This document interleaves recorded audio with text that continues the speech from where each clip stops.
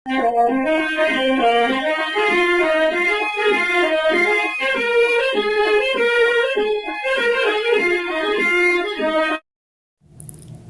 calaykum waraxmatullaahi wabarakaatu. halkan waa daalaca news channel. daawadal meel kasta joogtiin waxaa idin leenahay kulan wanaagsan. xubinteena layaabka waxaanu kusoo qaadanaynaa 80 jir dhici jira bangiyada oo maanteeto xukun lagu riday.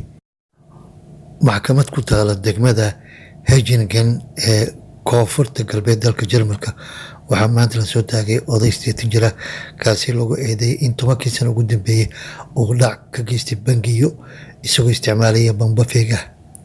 ninkaasi ayaa la sheegay in lagu xukumay 7 sano kadib markii la ogaaday in uu ku jiray hawsha burcadnimada ee ku dhici jiray bangiga soo adeegsanaya bamba feeg ah tan iyo sanadkii 2009 waxaan hawshaas waday ilaa iyo sanadka 2019 xilligaasi oo la qabtay. ninkaasi ayaa la sheegay in uu 3 jeer fursad u helin ku guuleysto dhaca u geysan jiray, wuxuuna inta badan adeegsan jiray bamba feeg ah, wuxuuna qasnajiga bangiga had iyo jeer u gudbin jiray warqad uu ku codsanayo in la siiyo lacag haddii kale meesha uu qarxinayo. balse maanteeto odaygaas waxaa lasoo taagay maxkamad ku taala koonfurta galbeed dalka Jarmalka degmada lagu magacaabo Hechingen waxaana lagu xukumay 7 sano.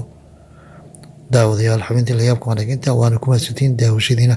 halkani waa daalaca news channel.